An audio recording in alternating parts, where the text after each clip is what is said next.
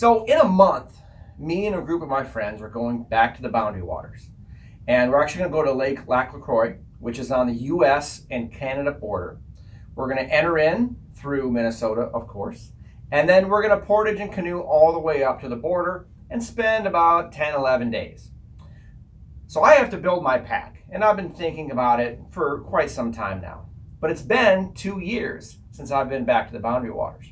And I figure it makes sense to explain what I'm taking and why to help those that are also trying to plan their trip and plan their pack. Now, we care about base weight. We want to make sure that everything we fit in our pack doesn't weigh more than we want to manage. Now, base weight is not going to include water or food. And it might not even include clothes, because clothing can vary based on the environment and the weather. So for my pack, I decided to go with an older 1990s vintage low alpine 90-liter pack. Now 90 liters is kind of insane. Nobody needs that much space. It expands quite a bit. It's got a lower pouch, an upper pouch, and a few side pockets. And I kind of like the pocket arrangement here. It also has a real nice load management system, which means it has adjustments along the back. It's an internal frame pack. And I can simply make adjustments to where these straps and where are in relation to my waist straps. So this helps a lot with just basically making sure that that load is as tight to my core as possible and isn't stressing out my shoulders. Now the downside of this pack is that if this gets wet, it stays wet for the rest of your trip. Now, of course, in your pack, you might want to keep a rain cover for your pack, because inevitably it's probably going to get wet, it's probably going to rain. In addition, inside your pack, you're probably going to want a nice big dry bag. Now I stuff this dry bag down inside my pack, load everything up in it, and then roll that up. Assume your pack's going to get wet. And while you're assuming it's going to get wet, assume it's going to sink, because it will.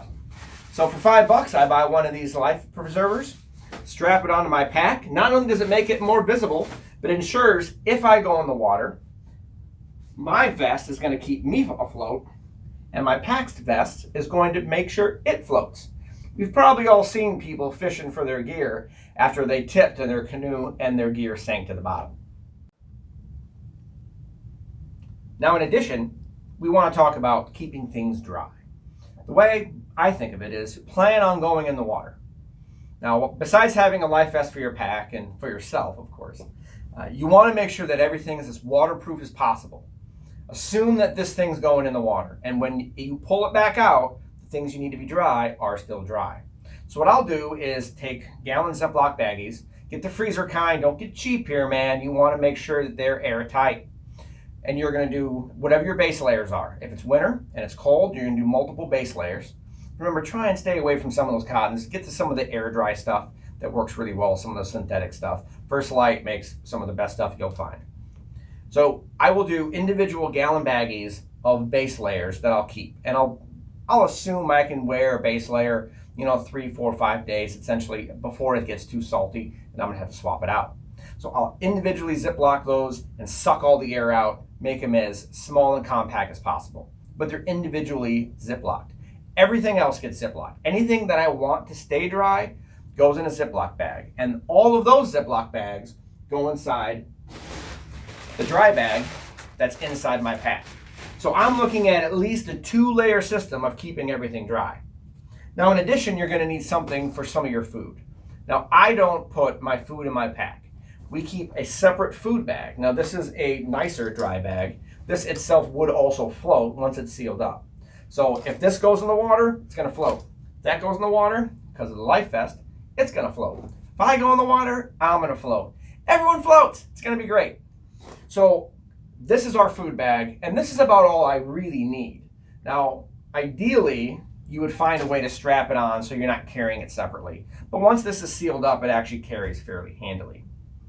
Remember, plan to get wet, keep everything dry. The mistake I made a couple years ago was not putting my coats in Ziploc bags, but putting them in the top pocket up here. It was easy to get to, but at the same time, it got wet.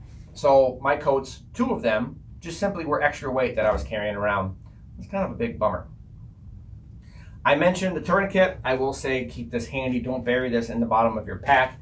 Keep it in the top. Keep it someplace where you can get to it. I have first aid bags or pockets on the outsides that I run everything in. So if I need something, I can get to it.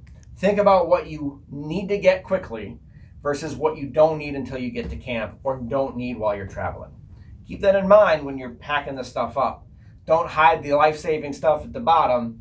Keep the life-saving stuff on the outside, number 1. Number 2, everyone should know where everyone's safety and first aid kit is. The military, everyone knows where to keep first aid kits, so that way they can take someone's med kit and work on that person with their kit, and everyone knows where it's at. Same thing for your group. Have a meeting where you sit down and say, hey, all right, where are you keeping your first aid stuff? Where are you keeping the life-saving equipment? All right, I'm going to keep mine here. Let's try and come up with a system that we all kind of remember. So that way none of us are burying it in our pack. Remember, you might not be able to use your tourniquet on yourself because of the state you're in, so you need your friends to be able to use it on you. Now, when we're managing weight, we want to manage redundancies. We don't want to be too redundant on things because we don't want all that extra weight. So, for example, a cooking system. I'm going to pick one of 2. I have a solo stove. Solo stove does a great job of being fairly lightweight and allowing me to use any fuel that I want. The downside is that if things aren't dry, it doesn't work out so well. My last trip, we didn't even use it because it rained almost the entire time. So instead, I went ahead and got a jet boil system. It is actually lighter than the solo stove. And I got the pot attachment for it. So that way, I'll be able to use the jet boil as my fuel system. These canisters are fairly light, albeit a little bit more bulky. And then I'll just bring a single pan and essentially this little bowl, and that should kind of do me. Now you're going to need silverware, of course, and some collapsible bowls and plates are probably going to be something that I pick up before it's all said and done. Most importantly, you need to filter water. Now, if I'm going to be redundant on anything, it's going to be water filtration. I use a water filter. It's pumped. It does about 1 liter a minute, and it screws on to an Algene bottle. This system actually works really well. We'll bring a little collapsible bucket of water up from the shore, pump it at the convenience by our campsite. This does a great job. But I want redundancy. So I have a separate redundant filter, not as good as this one, but at least it'll get me by if this fails. And lastly, I always have a water straw on me. Now, as another backup, because again, we want to make sure we don't get sick, and I'm going to be out for an extended time, I'm also going to bring some water tabs. I don't plan on using those. I plan on using these, but you never know. I'll probably break them up and have them kind of distributed throughout. Now, for safety, we of course do want a compass. Finding a good compass is fairly difficult. This one is the best that I've seen, but I also have a watch that has a built-in compass, barometer, altimeter, and it also basically tracks elevation, moon, and wave phases. Now you're gonna need knives. I'm a big knife guy. I like knives a lot. I like these skeleton knives by Buck. They're fairly lightweight. They don't add much. Plus, they're easier to clean. When I'm gutting animals, they work pretty well. But we're gonna be doing a lot with fish. So some of these bigger, thicker knives aren't gonna be as handy as that. And obviously, you're going to want something that's just like an EDC, just to have a knife on you at all points in times. Now, Leathermans or multi-purpose tools, you got to have something to fix things. This is an electrical-based Leatherman, so because I'm an electrical engineer, I fix things a lot that have to do with wiring. But obviously, this is going to be my one multi-tool that'll essentially get me by for most needs. Now, another way that you need to take care of yourself is with first aid. Now, when we think first aid, most of us think we're going to have Band-Aids. We're going to have Neosporin. That's awesome. We're going to go a couple levels beyond that. First and foremost is a tourniquet. Now, if you don't carry tourniquets in your everyday pack or in your backpacking or hunting packs, could be making a pretty vital mistake. There's a lot of misconceptions about tourniquets, and essentially, if you tie off an extremity, it's not going to die just because you tied it off. You got a good 4 to 6 hours, depending on the arrangement, before you'd actually lose the limb. These are handy, even just if you had to suture or stitch something up on your arm, you'd be able to cut blood flow, do the work, and then release blood flow. So these are really a must for all hunters and backpackers. Just get one, seriously. In addition, we have aluminum splint making. Now we've made splints with wood in the field. This is fairly lightweight, doesn't take up much. I won't bring the whole roll, but I will bring enough that if we need to make a splint in the field, we can do it fairly easily. An eye patch, if you get hurt in the eye, covering your eye, keeping it protected is important, plus a couple drops to kind of kill pain. Stuff for dentistry, of course, you're gonna have your survival blankets because they're lightweight. You might as well have a couple, keep one on you.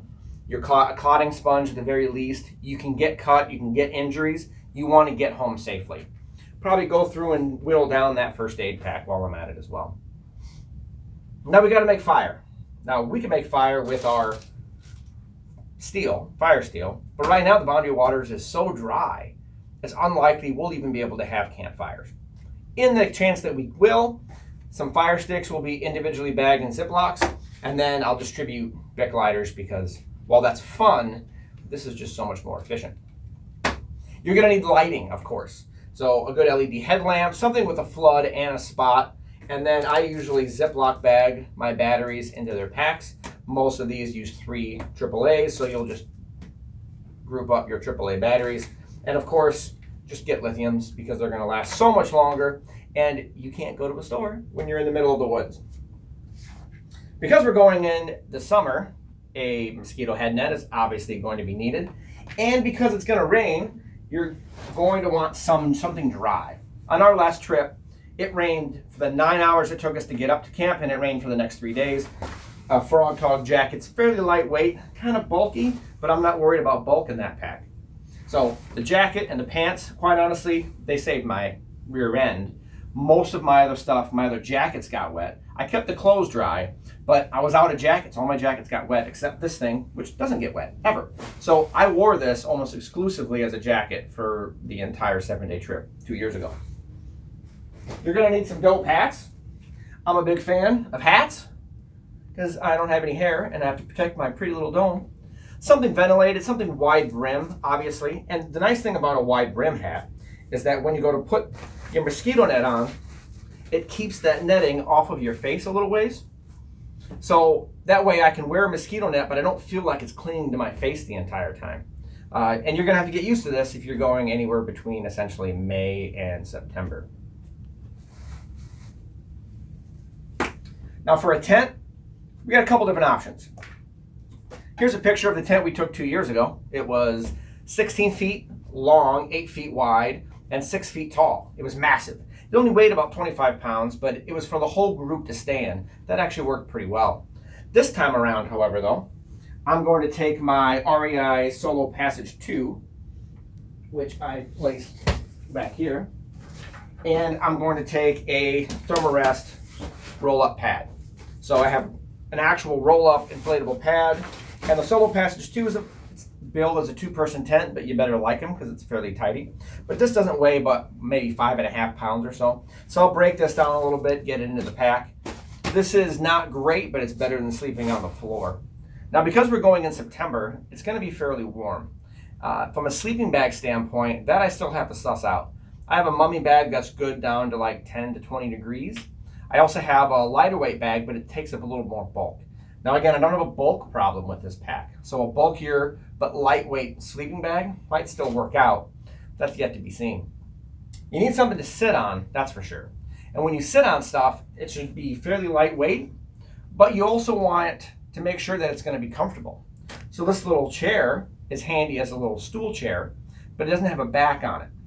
So here's a picture of what I did 2 years ago with a camp chair that I actually turned into a backrest in the canoe.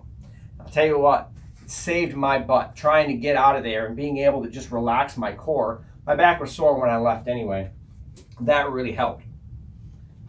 A camp shovel weighs a ton. This is one area where I might spend a little more money and get something that's maybe more close to titanium and lighter weight. I don't have an axe here. You can see I don't have a hand axe. I will bring a hand axe with me.